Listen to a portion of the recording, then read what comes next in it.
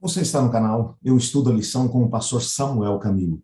Muito obrigado por escolher estar junto conosco. Já estamos encerrando mais uma semana de estudos da lição da Escola Sabatina, nesse trimestre fantástico, quando temos a oportunidade de estudar o livro de Deuteronômio.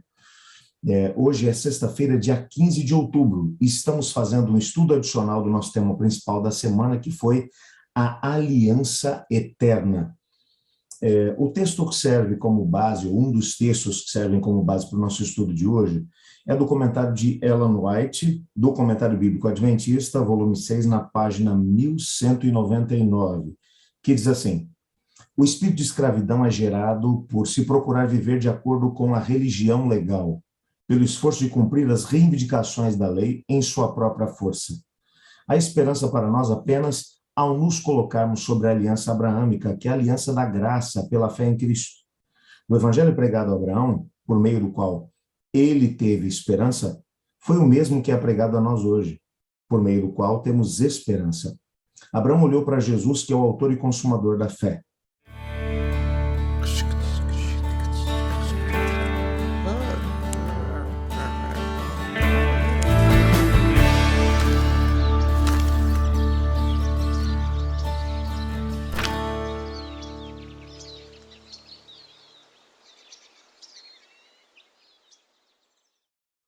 Quando temos a oportunidade de poder olhar para a história de Israel e a aliança que o Senhor Deus fez com eles, nós não temos a oportunidade de compreender a grandiosidade dessa mesma aliança, senão a analisarmos à luz de toda a história desse povo, dessa nação, que começou, aliás, lá com Abraão. O Senhor Deus o chamou, o Senhor Deus o desafiou a deixar a sua terra, os seus parentes, e ir para uma terra que Deus lhe mostraria, e pela fé ele seguiu. Quando no capítulo 15 o Senhor Deus está fazendo a sua aliança com Abraão, a Bíblia vai mencionar, vimos nessa semana o próprio apóstolo Paulo dizendo que Abraão creu na promessa do Senhor e isso lhe foi imputado por justiça. Portanto, a aliança que o Senhor Deus fez com Abraão foi uma aliança totalmente baseada na graça.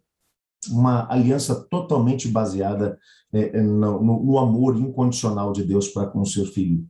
Essa mesma aliança foi confirmada com Isaac, posteriormente com Jacó. E agora, depois de 400 anos, desde que o Senhor Deus havia feito aliança com Abrão, o povo havia sido liberto da escravidão do Egito, depois de 230 anos de escravidão. Eles agora finalmente estão diante do Monte Sinai, onde ficam acampados por cerca de 2 anos. E quando eles estão ali diante do Monte Sinai, estão ali conversando um pouco, uns com os outros, felizes porque estão livres, e agora o Senhor Deus, nos capítulos 19 e 20, ele vem junto do seu povo, ele vem para estar com o seu povo, para fazer com eles uma aliança. Como vimos no decorrer dessa semana, essa aliança também foi baseada na graça mediante a fé.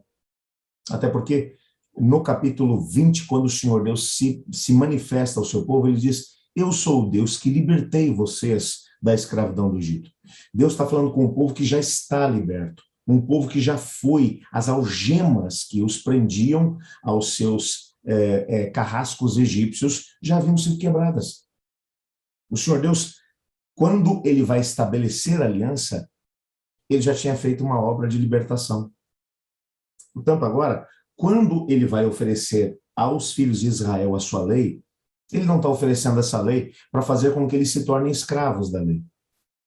Satanás e a rebelião têm tentado, no decorrer de todos os séculos, desde que a rebelião começou no céu, dizer para a humanidade que esse negócio de lei só serve para poder limitar a nossa liberdade.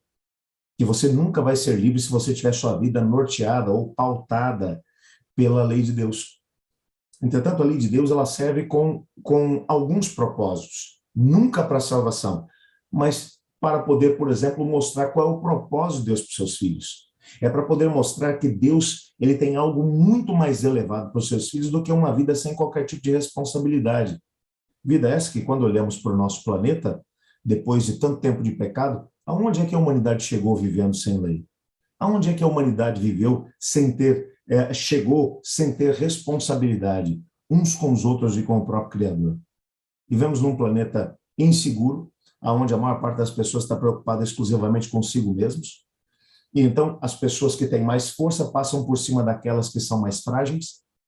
Verdadeiras guerras são travadas para tentar tirar do outro aquilo que lhe pertence. Você encontra uma imoralidade tremenda, os laços de casamento já não são mais respeitados por aqueles que prometeram diante de Deus e dos homens que seriam fiéis um ao outro. Uma promiscuidade tremenda. Agora a lei daquilo que a lei que impera é a lei de permitir que todos os seus desejos sejam satisfeitos, independente disso ser moral ou não. Quando olhamos para aonde chegamos com a humanidade, a gente entende o que Deus queria com a lei.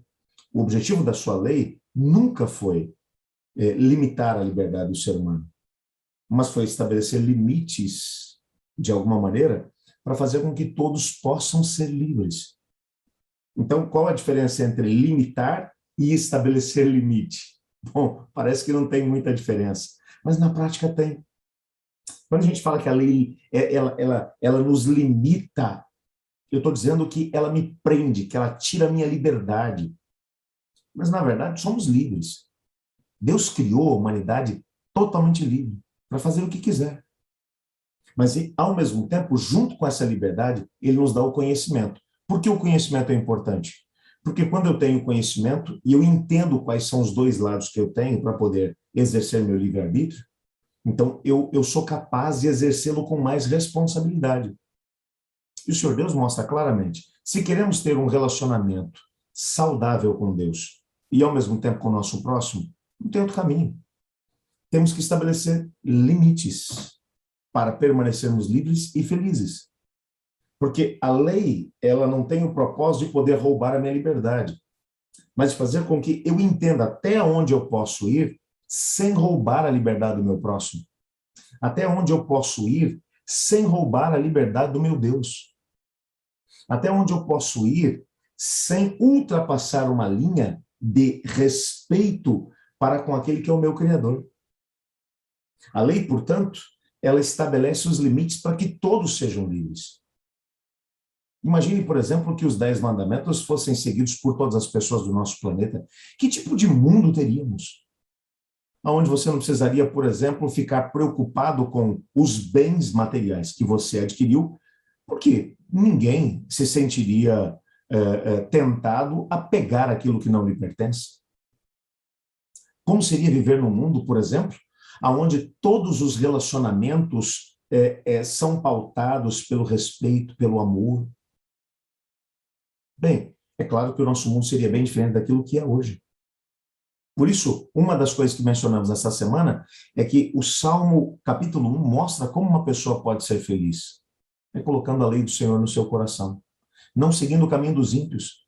Parece, num primeiro momento, que os ímpios são mais felizes, porque eles fazem o que querem, na hora que querem, sem se preocupar com as consequências. Mas o que o salmista diz para a gente é que o final do caminho deles é em destruição, é infelicidade, é morte. Somente o caminho de Deus, um caminho de responsabilidade, um caminho aonde compreendemos que a graça de Deus nos salva, mas ela não apenas nos salva do pecado, mas ela também nos mostra um caminho aonde teremos a possibilidade de ser plenamente felizes no Senhor. Ela note, no texto que lemos aqui, ela menciona que o espírito de escravidão acaba sendo gerado por se procurar viver de acordo com a religião legal. E às vezes esse aspecto da religião legal, quando nós começamos a nos preocupar excessivamente com algum tipo de o que eu posso, o que eu não posso fazer, porque as regras, Deus não está falando de regra. Deus está falando de parâmetros, de princípios de vida. Eu, como pastor, nesses quase 20 anos de ministério, eu tenho visto, por exemplo, muitos casamentos acabarem. Pessoas machucadas, filhos sem rumo no final de um casamento, porque um dos cônjuges resolveu simplesmente desconsiderar o 7º mandamento, não adulterarás. Quanta infelicidade, quanta dor as pessoas acabam sofrendo por desrespeitar a lei de Deus.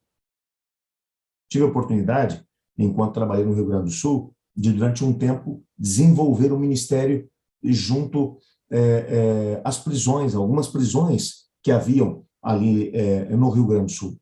Visitei várias pessoas, trabalhei com elas. E em vários momentos eles disseram: pastor, como me arrependo de ter desrespeitado a lei de Deus, de ter tomado posse daquilo que não me pertence. Se não tivesse feito isso, talvez eu estaria sofrendo tanto agora.